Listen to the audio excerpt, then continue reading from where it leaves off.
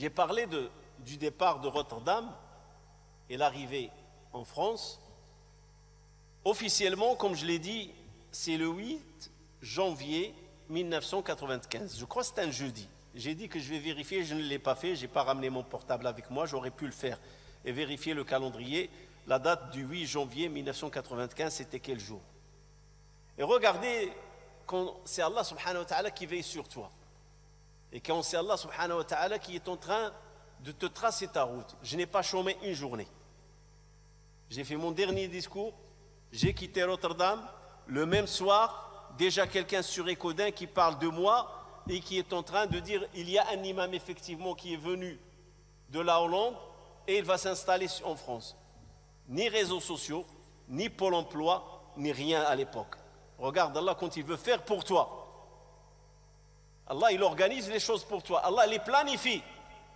Mais j'aimerais ouvrir une parenthèse. Est-ce qu'il n'y avait pas une tentative de faire imam ailleurs? Oui, au cours de cette semaine, avant de faire mon dernier sermon, je suis parti, il y a quelqu'un, une ville en Allemagne, qui ont entendu parler d'un imam libre à Rotterdam. Ils m'ont contacté par le biais du téléphone de la mosquée. C'est le seul contact qu'il y avait à l'époque, c'est le téléphone de la mosquée. Et on s'est donné rendez-vous, je crois que c'était au milieu de la semaine. C'est un village pas loin de Düsseldorf, en Allemagne. Et j'ai dit, pourquoi pas l'Allemagne? J'ai ma soeur qui est à Bonn, il habite à Bonn. Et Bonn, c'est une ville, c'était l'ancienne capitale de l'Allemagne de l'Ouest. Parce que l'Allemagne, à l'époque, vous savez, elle était divisée par le mur de Berlin. Après la Deuxième Guerre mondiale, Berlin était divisé en deux. Il y a l'Allemagne de l'Est et l'Allemagne de l'Ouest. Et Bonn, c'était la capitale de l'Allemagne de l'Ouest. Et ma soeur, il habite dans cette ville. Et j'ai de la famille du côté de mon père, les cousins de mon père. Il y en a une famille là-bas. J'ai dit, pourquoi pas, je m'approche de ma soeur et j'approche de la famille. Je vais essayer. Et c'était pour moi un choc. Mais c'est bien de le savoir. Comment les gens, ils ont la conception de l'imam. Alors je suis arrivé à la gare de Düsseldorf. J'ai pris le train jusqu'à Cologne. Et j'ai pris le train Düsseldorf. Ils sont venus me chercher à Düsseldorf. À Düsseldorf, on est parti, on a mangé chez le responsable de l'association, c'est un avocat. Si ma mémoire il est bonne. Il est de la ville de Meknès. Et c'est un avocat. On a mangé chez lui, puis on est parti à la mosquée, on a prié dehors et j'ai fait un dars. Et c'était en plein décembre, plein froid. Et la mosquée, on va dire 150 mètres, 200 mètres, plus petite que celle de Rotterdam, mais plus grande que celle des Codins. Elle fait le double de celle des Codins. Et on m'a parlé qu'il y a effectivement une communauté musulmane, c'est un petit village, les gens travaillent dans l'agriculture, les pommes et ce qui en suit, et c'est une communauté mélangée. Il y a les Bosniaques, il y a quelques Algériens, quelques Tunisiens, une grande partie c'est des Marocains, c'est un peu mélangé. Et tout le monde prie dans cette mosquée, c'est l'unique mosquée de ce village et les villages autour. J'ai fait mon dars, puis ils m'ont fait la visite des lieux. Ils m'ont montré, ils ont fait une bonne chose. Ils ont séparé les toilettes, tout ce qui est sanitaire de la mosquée. Il y a à peu près 10 mètres de séparation, il y a une cour. Et puis il y a ce lieu dans lequel ils peuvent faire les ablutions. Il n'y a pas de femmes. C'est une mosquée, à l'époque, il n'y avait pas de femmes aussi. Comme la mosquée de Rotterdam, j'ai oublié de le citer, à la mosquée de Rotterdam, il n'y avait pas d'espace de femmes, il n'y a que des hommes. Alors, ils m'ont montré les sanitaires, voilà les toilettes, voilà le lieu des ablutions, et en même temps, il y a une douche. Et moi, je m'intéresse à savoir où je vais résider, l'habitation de l'imam. Étant donné qu'ils m'ont dit au téléphone que c'est à leur charge, sachant que je leur ai dit que je suis marié et j'ai une fille. Et là, ma femme va me rejoindre. Et ils m'ont montré une maison qui est à l'extérieur. Quand ils ont acheté ce local, ou ce lieu, ils l'ont acheté avec une maison. Le rez-de-chaussée, il est loué à une vieille dame.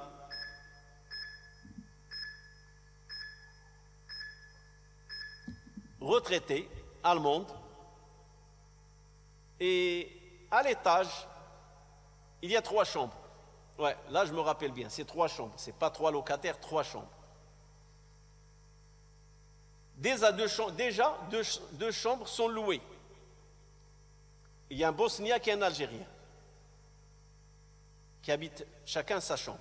C'est des petites chambres pour célibataires. La cuisine est à l'extérieur.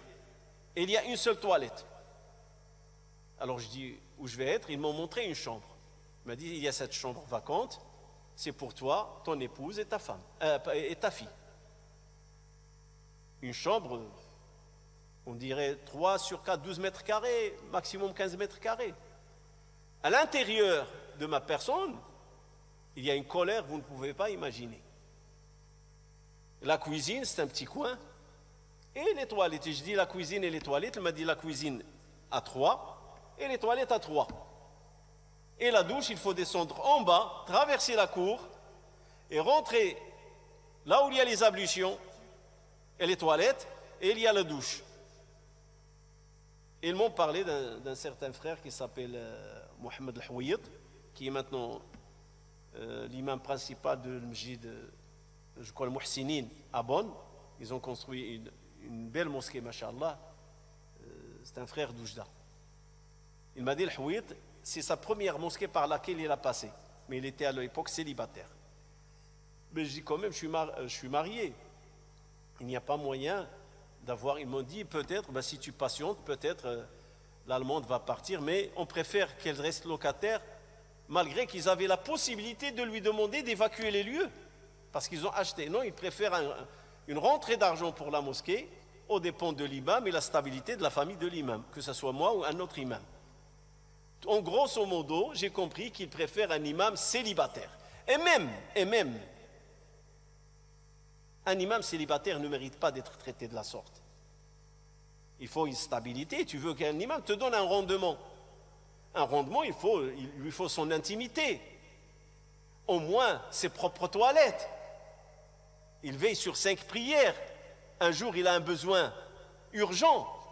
Il doit descendre en bas, faire son besoin urgent, faire ses ablutions, et ainsi de suite.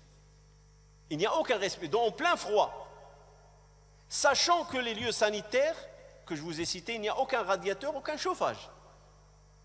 Et je crois que le frère, ils m'ont dit, il est resté 6 mois avec eux, ou moins d'une année avec eux. Puis il est parti sur Bonn, sur Mjid Muhsinin, et il a mené un projet, alhamdulillah, Allah subhanahu wa ta'ala lui a donné le succès. Ils ont construit un grand projet, il s'appelle Mjid Muhsinin.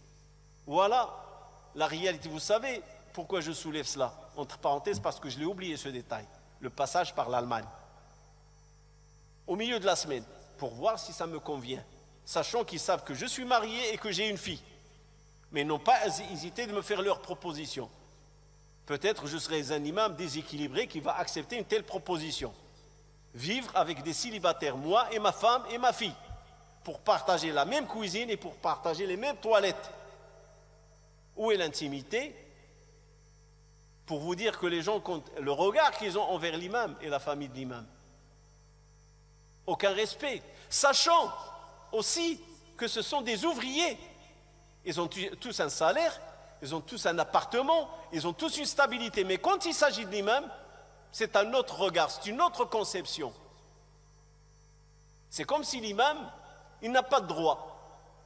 Il n'a pas le droit à la stabilité, il n'a pas de droits sociaux, il n'a le droit à rien du tout. C'est ça la réalité. Quand des gens osent faire de telles propositions à des imams, même quand certains d'autres mosquées, ils ont appris que je quitte Rotterdam, ils m'ont contacté. Ils m'ont dit, est-ce que ça ne t'intéresse pas? Je dis non, ma famille va venir. Ils m'ont dit non, on veut un imam célibataire. Au moins, en Hollande, ils étaient honnêtes. Ils disent, on préfère un imam célibataire. Et moi, je dis, non, ce n'est pas une bonne chose. Une mosquée, il a besoin d'un imam marié qui a une famille. Pour sa crédibilité, pour sa stabilité. Et pour éviter toute rumeur ou toute polémique. Il faut un imam marié. Et d'ailleurs, si vous retournez dans la jurisprudence musulmane, chez les malikites préfèrent l'imam marié. Ça lui donne une stabilité au sein de la société, au sein de sa communauté. Et il y a un interlocuteur entre lui et les femmes de la communauté, à travers et le biais de sa femme. Mais malheureusement, c'est une chose que j'ai oubliée, mais elle est revenue. Et je n'ai pas donné de réponse.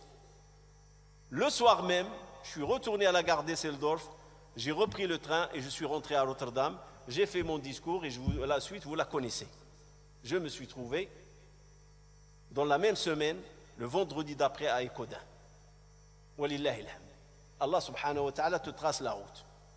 Et donc les gens d'Ekoda, ils ont fait leur possible pour aménager l'étage, à l'étage un appartement, un petit appartement d'une trentaine ou quarantaine de mètres carrés, parce que toute la mosquée, je crois qu'elle fait 120 mètres carrés. Il y a une partie, je parle du rez-de-chaussée, qui est séparée pour le sanitaire, qui est juste à côté de la mosquée, et la mosquée, il fait entre, comme je vous ai dit, peut-être 80-70 mètres carrés. Il y a l'étage qui était non exploitable, à part une petite chambre pour l'imam qui habitait. Alors ils ont grandi, ils ont fait une petite chambre pour ma fille, une douche, parce que l'imam il avait l'habitude de faire sa douche en bas, donc ils m'ont fait une douche en haut, étant donné que j'ai mon épouse avec moi, et un petit coin cuisine, et des escaliers en fer avec de la ferraille. Des escaliers avec de la ferraille, je me rappelle d'un frère, j'ai oublié son nom, c'est lui qui a ramené les marches anti-dérapage. Les marches qu'il y avait avant, c'était que de la ferraille, mais lui, comme il a vu que je boite, j'ai un problème dans mon pied, je me rappelle que ce frère, il a ramené de la ferraille anti-dérapage et il l'a soudé, jazahullahu khairan. Voilà, maintenant, je me suis stabilisé. J'ai un logement, j'ai une mosquée et j'ai une communauté. Alors, il faut penser au travail. On a du pain sur la planche. Il faut passer à l'action. Pour passer à l'action, il faut regarder les composantes. Qu'est-ce qu'il y a? J'ai une communauté, en grande partie, je vous ai dit, c'est le sud du Maroc, Klemsous et Marrakech, le sud. Il y a quelques Algériens aussi. Il y en aura beaucoup parmi les jeunes. Ils vont savoir qu'il y a un imam qui parle français avec le temps. Il y aura beaucoup de jeunes qui vont commencer à venir à la mosquée des Codins. Et j'ai facilement entre 100 et 130, le chiffre oscille, comme ça, d'élèves, entre garçons et filles. Je me rappelle une fois, dans la classe, je vous ai dit, j'ai le cahier, je l'ai oublié, peut-être que demain, Inch'Allah, si je me rappelle, je le sortirai, et je pourrai citer le nom de certains élèves, pour revivifier la mémoire, Inch'Allah. Une fois, je me rappelle qu'il y avait 64 élèves dans une seule classe la matinée. Et j'en avais de 4 ans à 15 ans. Pas plus. Et j'ai remarqué que les jeunes, une fois qu'ils arrivent à 16 ans, 17 ans, ils prennent la fuite. Ils ne veulent plus venir continuer avec l'imam. Ça y est. Pourquoi? Parce que il n'y a pas 2-3 classes pour prendre les jeunes, par exemple, de 13 ans à 16 ans ensemble, ou de 14 ans à 16 ans ensemble. Il n'y a qu'une seule classe, tout est mélangé. Je faisais les grands au fond et le petit devant. Et tu dois gérer cette classe. Et comme je vous ai dit, Allah est témoin, une fois, une matinée, ils étaient 64. En une matinée. Et je dois gérer tout cela. Et j'en ajoute une autre. Parfois, il y a des petits enfants qui viennent avec leur couche. Parce qu'on veut se débarrasser. Allez, envoyez-les à la mosquée. Combien ça va coûter? Je vous ai dit 2 francs. Ah ben, ils ont envoyé leurs enfants avec 2 francs, ils vont aller voir l'imam. Et tu as dans la salle des petits avec leur couche. Et combien? J'ai demandé à des sœurs, c'est ton frère, ben, va lui changer la couche. Ou ta sœur. Et dans ce sens-là, l'épouse m'a beaucoup aidé. Elle aidait les filles. Tu ne peux pas dire n'envoyez pas vos enfants à la mosquée. Parce que mon but, c'est que les enfants aiment la mosquée. Et donc j'ai une base. comme je vous ai dit, entre 100 et 130, parce que c'est le chiffre, il augmente, il descend. Il n'est pas stable, mais une centaine, je suis sûr et certain. Quelles sont les bonnes habitudes qu'ils avaient les parents et qu'ils étaient là quand je suis arrivé? Et je dois les conserver et les renforcer. C'est la lecture du hizb. C'est la lecture du hizb après la prière du maghrib. Cette habitude, je l'ai conservée. Et je m'assoyais avec eux, mais je ne pouvais pas les contrôler parce que parfois tu en as 10, parfois tu peux en avoir 30. Comme par exemple le week-end, tu as plus d'enfants qui vont venir le hizb qu'au milieu de la semaine. Parce qu'il y a les devoirs et d'autres choses à faire à la maison. Surtout quand la journée elle est courte. Et on est dans le nord. Dans le nord, je crois qu'à un certain moment, le Maghrib, si je ne me trompe pas, c'était 5h moins 10. Et les enfants viennent de sortir du collège. Ils ne peuvent pas venir à la mosquée. Parfois, je me trouve avec les parents pour lire le hizb. Et quand il y a les jeunes, les petits, il y a au moins un des parents, Jazahumullah khair, les parents, ils avaient l'habitude de désigner quelqu'un, une ou deux personnes, à toujours accompagner l'imam pour encadrer les petits durant la lecture du hizb. Sachant que la violence est bannie, je suis d'accord, et sachant que les parents pensent la pensée du pays. On est ce qu'on appelle la génération de l'assa. On est des gens qui ont reçu des coups. Et le prof ou la prof n'est jamais contesté, on ne lui reproche pas pourquoi il a frappé. Impossible. Il peut laisser la marque, tu rentres à la maison, tu ne dis pas un mot et les parents ne parlent pas. Il y avait un abus. On est en France, on est en Occident, c'est une autre chose, ce sont d'autres lois qui gèrent l'enfance. Pas de violence contre les enfants. Pas de violence. C'est interdit. Et je suis de cet avis. Parce que, une fois, je parlais à ma grande fille de la violence. Il m'a dit, pourquoi les gens frappent? Je dis, ma fille, si vraiment la violence rapporte un fruit, les ânes doivent être des docteurs. Tellement qu'ils reçoivent des coups, et tellement qu'ils ont le bas blesse. Et pourtant, un âne reste un âne. Donc, ce n'est pas les coups qui rendent la personne intelligente. Les coups peuvent aggraver le cas d'une personne et la rendre complexe. Et elle peut rendre la personne très sensible à tout ce qui est violence. Et même, elle peut reproduire la violence. Le syndrome de Stockholm, comme on dit. C'est-à-dire, j'ai grandi avec la violence, et donc c'est un bon système et je dois le transmettre. Et ce qui est faux. Ce qui est archi faux. Et donc j'avais une base, c'est la jeunesse. Et je travaillais avec cette jeunesse, avec beaucoup de tolérance. Et je me permets de réitérer l'histoire que j'ai déjà dit, parce que quand je suis devenu imam chez eux, j'ai dit aux parents, ne dites pas à vos enfants que je parle français, que je comprends le français. Et il n'était pas dans l'accord entre moi et l'association que je vais prêcher français. Comme je vous ai dit dans la dernière séance, comme quoi la cause qui va me pousser à commencer à faire des prêches en français, et là je tiens à souligner le nom d'une personne, Jazallah khairan, l'Arbi Ourja. C'est ce personnage qui va me pousser, il va me dire, écoute, il y a des Français musulmans et non personne pour les entretenir. Et si tu commences à parler français, faire le discours en français, ils vont venir, ils vont entendre qu'il y a un imam qui parle français, ils vont venir. Je dis, Akhi, je n'ai jamais essayé. Comment je peux parler, m'exprimer dans un sermon en français et je n'ai jamais essayé? En Hollande, c'est l'arabe. J'ai essayé une fois quelques mots en anglais, il y avait des visiteurs, comme je l'ai fait ici à la mosquée Aïcha, une fois. Parce qu'il y a des visiteurs et j'ai touché un mot en anglais. Au Canada, c'était la da'wa, ce n'était pas quelque chose d'officiel et je faisais le discours qu'en arabe. Et le français, c'était du colmatage. Là, intégrer le français dans le discours du vendredi, c'est un pas géant. Il faut oser. Est-ce que les gens vont accepter? Et j'ai trouvé que le français au sein de la mosquée Écodin, c'était une bid'a. Et c'était un grand péché. Et les gens, une grande partie d'entre eux, ils ne sont pas prêts que l'imam prêche en français. Et sachant que j'ai de la matière, j'ai une jeunesse qui est en quête de la religion. Et pour qu'elle comprenne, soit que tu parles shlha, soit que tu parles français. Parce que le langage de la mère, à l'intérieur de la maison, la majorité, c'est des gens, comme je vous ai dit, du Sud.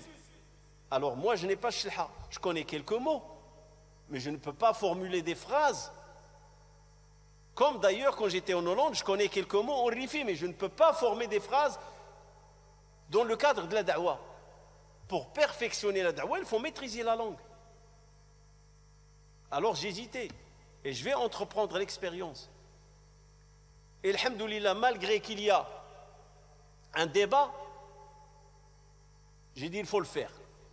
J'ai fait la khutbah et j'ai expliqué aux parents pourquoi j'entreprends les discours du vendredi, le deuxième discours. Le premier, je le laisse en arabe, par respect à la base, et le deuxième, je le fais en français. Et si ma mémoire ne me trahit pas, il n'y avait pas de mosquée dans la région qui fait le français. Il n'y en avait pas. Ça, je suis sûr et certain. Quand je suis arrivé là-bas, il n'y a aucune mosquée dans la région qui fait le français. J'étais le premier à commencer. Walillahi alhamd. C'est une initiative que je ne regrette pas. Aujourd'hui, malgré les lacunes que je reconnais, je suis quelqu'un d'arabophone. Et je fais de mon mieux pour parler français. Et c'est pour ça que j'ouvre la parenthèse si je me trompe parfois et je fais des boutades. Mes excuses, je ne suis pas francophone. Je suis arabophone. Et j'ai fait de mon mieux et je me suis beaucoup amélioré de 95 à maintenant. Mais il y a la vieillesse qui me rattrape. Donc ma langue me trahit de plus en plus. Dans la continuité de la parole, je n'ai plus cette facilité que j'avais quand j'avais la cinquantaine. Aujourd'hui, je le sens, ma langue est de plus en plus lourde à m'exprimer. Alors je dis, pourquoi ne pas y aller? La seule mosquée où j'ai entendu que le frère Omar Lasfar, il a l'habitude, parce qu'il avait un imam officiel, Omar Lasfar. Il avait un imam officiel, c'est Allal. C'est Allal. Et Omar Lasfar, quand Allal ne fait pas le discours de vendredi, Omar Lasfar, il avait l'habitude de monter à al-minbar, mais il a une autre méthode, Omar Lasfar. Sa méthode, c'est partie arabe, partie français, partie arabe, partie français. Moi, cette méthode, je ne l'aime pas, parce qu'elle me coupe les idées, comme je suis quelqu'un qui parle sans appui, ça me coupe les idées. Donc je préfère dire ce qu'il y a à dire en arabe, et puis traduire après. Donc j'ai pris l'initiative. Et j'ai entendu parler d'un jeune qui était très actif à travers la France. Il était un peu invité partout pour faire des conférences et des cours. Vous le connaissez, vous le connaissiez, il est très connu parmi les jeunes, c'est Hassan Iqiyoussen. Il est d'un village, Lourche, pas loin des Codins. Et d'ailleurs, quand on va faire la mosquée des femmes, un peu sa famille vont venir prier dans cette mosquée. Parce que je vous ai dit, il n'y avait pas une mosquée femme ou une salle femme, il n'y avait pas. Et donc j'ai commencé à chercher à l'interpeller. Personnellement, c'est moi qui ai fait la démarche. Il y avait son frère Hussein qui priait aussi à la mosquée. Et je lui dis, j'aimerais bien rencontrer ton frère parce que je n'ai entendu que des beaux échos sur lui. Qu'il est apprécié par les jeunes et je crois que c'est à l'époque où il va en faire fonder ce qu'on appelle JMF, Jeunes Musulmans de France. Effectivement, il est venu me voir, on a discuté, même à un certain moment, on a commencé à étudier au sol fiqh. Donc il y a une relation qui s'est établie. Et je lui ai proposé de venir à la mosquée. Après le Maghrib, il y a le Hizb.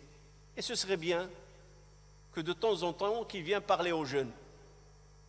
Et normalement, c'est de son devoir parce qu'il habite juste à côté. Mais j'ai compris qu'il ne vient pas à la mosquée parce qu'il n'est pas apprécié par les vieux. Il y a des rumeurs qui circulent sur la personne, pas sur sa crédibilité, sa vie privée, non. Des rumeurs qui circulent sur ses convictions. Même j'ai entendu dire que ce qu'il prêche, c'est un mélange entre le christianisme et le judaïsme. Et que le français n'existe pas dans l'islam. Et qu'il n'est pas le bienvenu pour parler français aux enfants. Mais j'aimerais bien souligner une vérité. l'association des Codins n'était pas unanimement contre le français. Mais il y avait des personnes qui étaient, on va dire qu'ils avaient des grandes bouches, les haut-parleurs, pour condamner et tout faire pour que le frère ne vienne pas. Et Allah subhanahu wa ta'ala, il a voulu que je sois la cause d'intégrer ce frère dans cette mosquée. Même on a organisé une conférence un samedi. Et la mosquée, il était masha'Allah plein. Cependant, je vous ai dit, à 16 ans, 17 ans, il quitte la mosquée. Il y a une partie de ces jeunes, ils ont des cours avec lui à l'université à Valenciennes chaque mardi. Il les rencontre et ils s'assoient, ils discutent.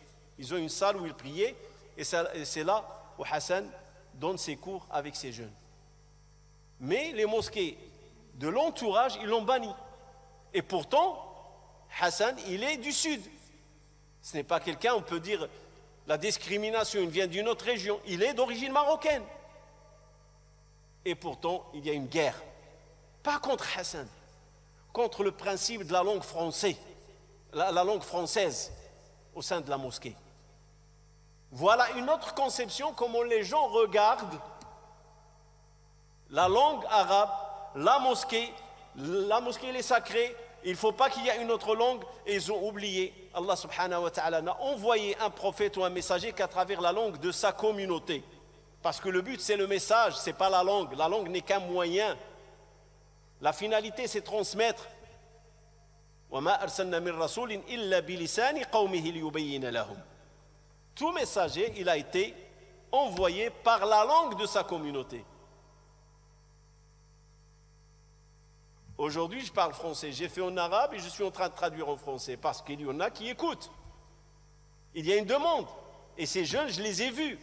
Ils étaient contents de voir Hassan. Il est là, le frère, il est en train de le... Et surtout qu'il a une approche favorable, appréciée par surtout la base, l'enfance, la jeunesse. Peut-être que personnellement, je peux discuter sa façon de faire, mais lui, il connaît mieux que moi. C'est l'enfant du pays. Et il sait comment interpeller les jeunes. Il sait comment leur parler. Il sait comment s'adresser à eux. Alors un jour, il a fait son dars. Et il y a quelqu'un qui a placé une critique. Et une critique méchante. On a pris l'Isha, le frère a compris, il est parti. Il a vu que c'est chaud. J'ai fini la prière de l'Isha, j'ai pris la chaise, je me suis assis, et j'ai dit salam alaikum. Et je me rappelle très bien des mots que j'ai cités. Parce que c'est comme si je suis un traître. Un traître à quoi? Un traître par rapport à la religion. Que j'ai introduit dans la mosquée un virus ou un pépin. Donc j'ai trahi l'âme de la mosquée, c'est ce que j'ai compris. Alors quand j'ai commencé à parler comme quoi moi je n'ai pas besoin de français, et si personnellement j'ai commencé à prêcher français, c'est parce que ça s'impose, et je peux vous confirmer, je fais partie des premiers pour ne pas être exclusif, je n'ai pas scanné la carte de la France. Quels sont les gens qui ont commencé à prêcher en vendredi en français? Je sais qu'il y avait l'Arbi Kachat, qui était à Stalingrad, à Paris. Lui aussi, il fait le français. Je crois que c'est la mosquée Abou Bakr Siddiq, quelque chose comme ça. Mais je ne connais pas les détails. Mais dans le Nord, je sais que je suis le premier à le faire. Par la grâce d'Allah subhanahu wa ta'ala, j'ai pris cette initiative. Et j'en ai pas besoin. C'est un fardeau pour moi, faire un effort à traduire, surtout que je suis quelqu'un qui n'a pas de support, je le dis, je le répète. Il faut retenir tout ce qui a été dit en arabe pour le redire en français. Et donc, j'ai dit, ce jeune-là, c'est un bon outil pour vos enfants. Vous en avez besoin. Au lieu de l'éloigner de la mosquée, il faut l'intégrer à la mosquée. Vous en avez besoin. Et alhamdoulilah, j'ai réussi à l'imposer. Et même quand j'ai quitté Codin, Hassan, il avait encore le pied dans la mosquée des Codins. Même il va devenir le président de l'association de la mosquée Codin. Et même il va faire imam dans la mosquée des Codins. Mais à toute chose, il faut un départ.